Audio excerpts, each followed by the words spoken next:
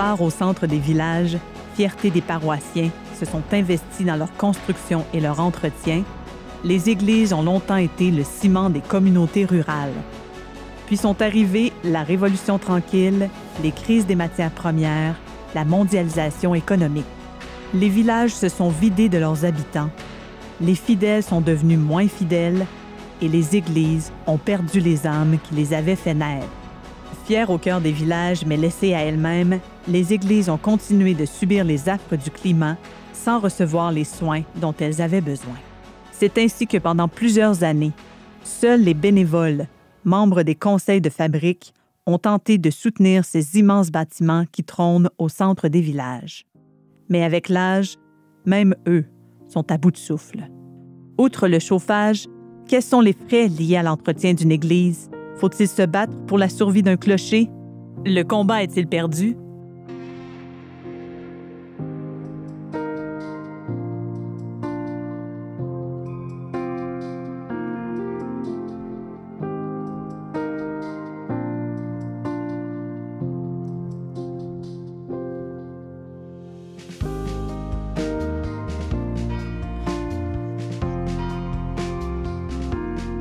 En chauffage, électricité, téléphone, parce qu'on ne peut pas fonctionner un bureau sans le téléphone au moins, puis on n'a pas d'Internet, là. C'est minimum 20 000 $. Puis quand je vous parle de chauffage, on ne chauffe pas toute la semaine, là. On chauffe pour les offices, on maintient une petite chaleur juste pour éviter les gros problèmes, là. Ensuite, les frais de culte, parce qu'on a beau vendre des cierges, mais on n'a jamais désiré faire de l'argent avec ça. C'est des offrandes, mais il faut les acheter. Je pense que le cierge pascal, ça vaut 200 $. Fait que, hein? On l'use. Ici, pour Saint-Maurice, on doit payer, c'est 1100 quelques dollars par mois pour le prêtre. Fait que multiplier ça par 12 mois, c'est un autre 15 000 qui s'en va. Hein? Habituellement, c'est 2 messes parce qu'on l'a fait aux 2 semaines. Puis s'il y a une funéraille, bien là, c'est pas un tarif de plus, là, il vient ou s'il y a... Mais habituellement, c'est ça. Puis durant la pandémie, bien, il n'y en a pas eu. Mais on a payé pareil. De 1852 à 1873, le territoire de Cloridorme est desservi par des missionnaires itinérants. Une chapelle est construite sur le site de l'église actuelle en 1852. En 1900, la paroisse Sainte-Cécile de Cloridorme est mise sur pied. L'ancienne église est démolie pour faire place à une nouvelle, construite en 1960 et pouvant accueillir 900 paroissiens. La municipalité du canton de Cloridorme compte aujourd'hui environ 695 habitants. Les curés, ça coûte entre 800 et 900 pièces par mois pour le curé. Des mariages, je n'ai pas encore reçu. Des baptêmes, j'en ai eu 2 dernièrement. Ça a été super beau. Les funérailles, bien, les curés ont 5-6 paroisses à administrer. Fait que parfois, ils sont pris, puis on n'a pas de curé pour... Fait qu'on est obligé de faire ça avec des civils.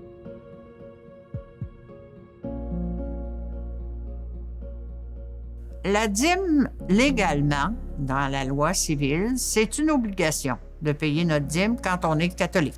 Pour un couple, c'est 100 $, 50 $ pour la capitation, 50 $ pour le chauffage. Mais je vais vous dire que faire respecter cette obligation-là, vous savez c'est quoi, des procédures juridiques? C'est pas évident, puis c'est épuisant pour des bénévoles.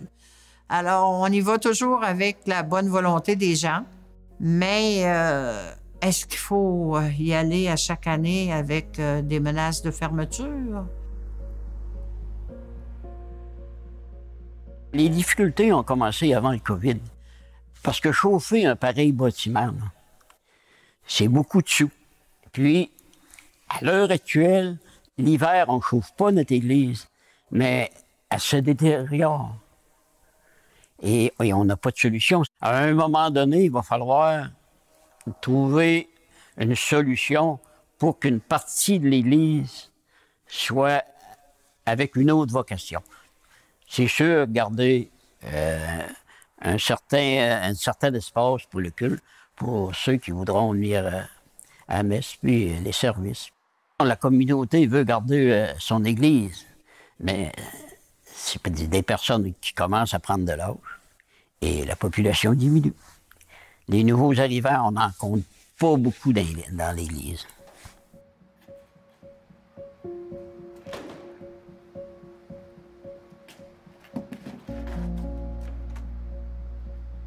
À partir des années 1960, il va y avoir une crise des vocations sacerdotales. Il y a de moins en moins de curés, il y a de moins en moins de gens qui veulent être prêtres. Il y a un début de déclin de la pratique religieuse également, qui s'est continué par la suite. Il y a aussi des mouvements comme le féminisme, les libertés individuelles. Les gens veulent sortir aussi d'une période de contrôle religieux qui était très, très, très, très fort.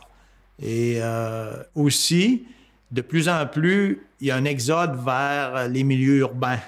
Alors, la religion continue d'être très présente dans les milieux ruraux, mais un peu moins dans les milieux urbains.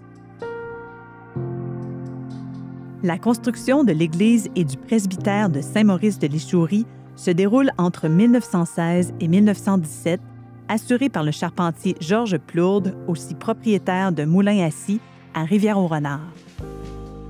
L'architecte Thomas Raymond a dessiné les plans de l'église qui peut accueillir environ 700 paroissiens. Entre 1934 et 1940, le revêtement extérieur d'origine a été substitué par du bardeau d'amiante et le revêtement de bardeau de cèdre de la toiture a été remplacé par un revêtement de tôle à la canadienne. Si on décidait d'entretenir demain matin notre église, je suis peut-être pas la meilleure au niveau des soumissions, mais je sais fort bien que nos portes extérieures, nos fenêtres et même le recouvrement extérieur est un gros problème pour nous. On ne peut pas ni le travailler, ni l'enlever, ni mettre une autre surface parce que c'est un bardeau d'amiante. Nous autres, on a déjà fait faire une approche et ça dépassait les 200 000 $ pour l'enlever seulement.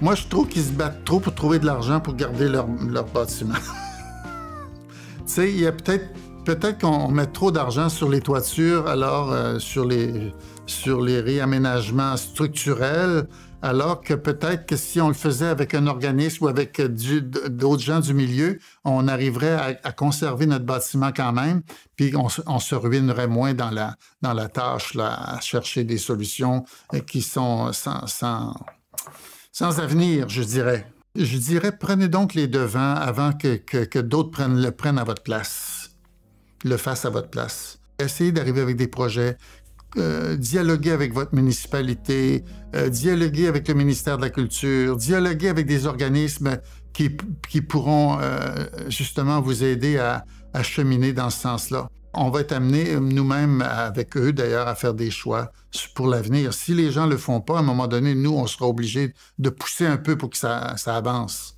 Bon, on espère ne pas faire ça.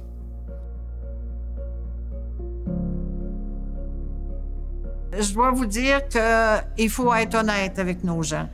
Il faut leur dire la vérité et ne pas croire qu'on est meilleur l'un que l'autre. On est tous dans le même. D'année en année, on perd de la clientèle, on perd des offices. Nos bâtiments, quand je fais le tour de la Gaspésie, les bâtiments religieux, je dis, on voit la nôtre, puis ça nous fait bien de la peine, mais on en regarde d'autres, puis ils ont besoin d'amour beaucoup aussi. Alors, qui va prendre cette relève-là? Je connais quand même des gens qui sont impliqués dans différentes églises, puis eux autres aussi, c'est un cri pour la relève. Je me dis, peut-être si tous les vieux s'en vont, que les jeunes vont se réveiller. Cherche donc. Des fois, ça prend une bonne douche froide.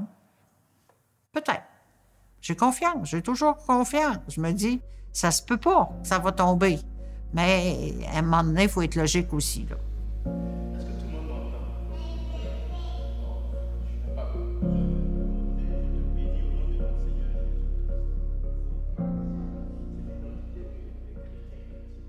On a travaillé en équipe ici pour voir comment on allait envisager l'avenir, comment on allait réaliser le projet de regrouper ces communautés-là pour se donner de la force ensemble au niveau administratif, au niveau pastoral, au niveau du personnel.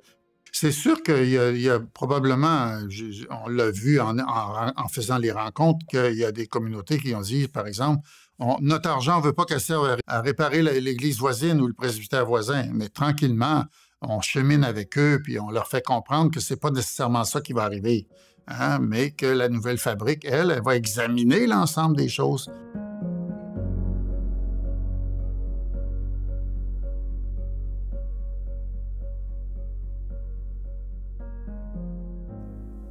Le bénévolat nous a fait survivre. Mais nos bénévoles sont en train de manquer de souffle et avant d'étouffer, bien, il va falloir se réveiller. Moi, j'ai toujours cru qu'un bénévolat, un bénévole, c'était quelqu'un qui avait du plaisir à faire quelque chose. Puis ça devrait être ça, hein? Mais c'est plus ça, là. C'est une obligation.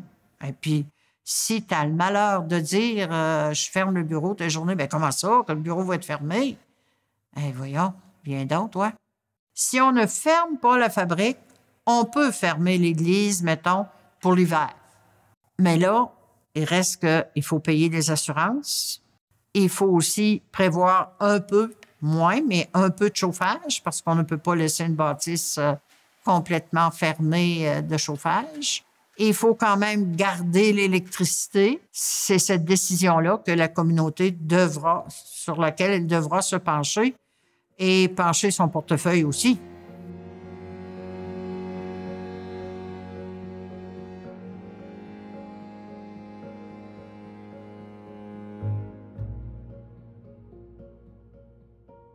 Je donne un petit exemple, ce n'est pas encore réalisé, mais la ville de Percé a le projet d'acheter l'église. Vous savez déjà peut-être ça, le centre de congrès. Alors, c'est merveilleux, c'est un bâtiment extraordinaire. Si le ministère de la Culture et autres, puis le ministère des Affaires municipales trouve que c'est quelque chose de valable, ils sont déjà en démarche. Donc, ils poussent devant, ils vont vers l'avant, là. Alors, moi, je dis, faites ça partout ailleurs aussi, si c'est nécessaire, là. Trouvez-vous du monde, des organismes qui auraient le goût de dire, non, on va laisser ce symbole-là, on va le laisser dans notre village, mais on va faire quelque chose avec. S'il y a des projets, là, ils peuvent nous les soumettre, on est avec eux, on chemine avec eux. C'est sûr que financièrement, on ne pourra pas soutenir financièrement. Mais s'ils font une campagne pour ceci ou pour cela, on peut dire, écoutez, on vous appuie là-dedans, allez-y, foncez. Foncez, n'ayez pas peur. Puis nous autres, on vous bloquera pas ici, là. Si ça a du bon sens.